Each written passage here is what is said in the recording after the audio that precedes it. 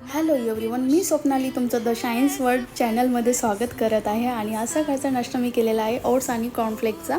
खूपच सुंदर असा हेवी नाश्ता होता आणि त्याच्यानंतर आम्ही एन्जॉय केला, कारण घरी जायचं आहे तर त्याची आतुरतेने वाट बघतो आहे. आणि संध्याकाळी आम्ही मस्त वांगी भात खाऊन आम्ही निघालेलो आहोत स्टेशनकडे, कारण आम्हाला जायचं आहे जळगावला. तर जळगावला जायच्या अगोदर थोडंसं रडून घेते, कारण मी माझ्या सासरी चाललेली आहे.